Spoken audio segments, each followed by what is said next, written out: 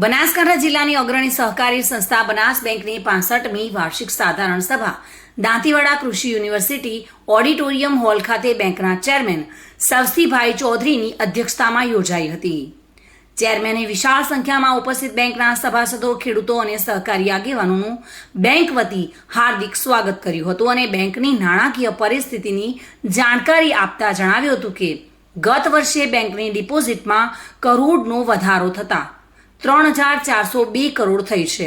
તેમની ધિરાણો 2495 કરોડ થયેલ છે અને બેંકના ભંડોળો 454 કરોડ થયેલ છે।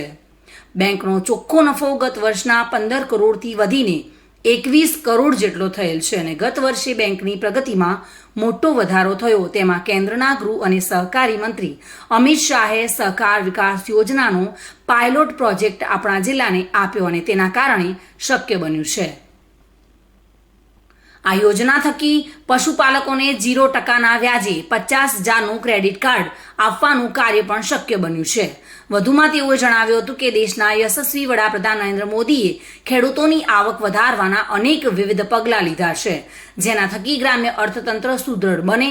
તેમણે નરેન્દ્રભાઈ મોદીની નર્મદા યોજના ઝડપી પૂર્ણ કરાવવા કરેલ સંઘર્ષ, કિસાન સન્માન નિધિ મુખ્યમંત્રી હતા ત્યારે શરૂ કરાવે અને કૃષિ મહોત્સવ જેવા કાર્યોને યાદ કર્યા હતા।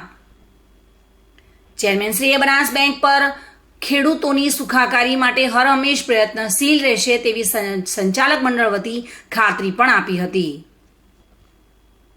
આ પ્રસંગે બેંકના પૂર્વ ચેરમેન નાથાભાઈ પટેલ, પૂર્વ ધારાસભ્ય જોઈતાભાઈ પટેલ, વસંતભાઈ ભટોળ, ગોવિંદભાઈ પ્રજાપતિ, બનાસ બેંકના ડિરેક્ટર થરાદ એપીએમસીના ચેરમેન શૈલેષભાઈ પટેલ, ડાયાભાઈ પિલિયાતર, કેપી ચૌધરી, ઈશ્વરભાઈ પટેલ, કેશુભા પરમાર, પરથીભાઈ લોહ, જીતેન્દ્રસિંહ ડાભી, દાનાજી ચાવડા, નારણભાઈ દેસાઈ, દોલતપુરી ગોસ્વામી, સીતાબેન રાવલ, મરઘાબેન પટેલ, બનાસ ડેરીના vice chairman Bhavabhai Rabari, director Dineshbhai Bhatol, Bharatbhai Patel, Murjibhai Patel, Ramjibhai Gujor, જિલ્લા ખરીદ વેચાણ સંઘના ચેરમેન બાબરાભાઈ પટેલ, સહકારી સંઘના પૂર્વ ચેરમેન પાંચાભાઈ પટેલ, બનાસ બેંકના પૂર્વ ડિરેક્ટર, એપીએમસીના ચેરમેનો, તાલુકા સંઘોના ચેરમેનો, તાલુકા ભાજપના પ્રમુખ, મહામંત્રીઓ, જિલ્લા પંચાયતના સભ્યો, કોંગ્રેસના અગ્રણીઓ તથા વિરજીભાઈ જુડાલ અને લક્ષ્મીબેન કરેણ પણ ઉપસ્થિત રહ્યા હતા।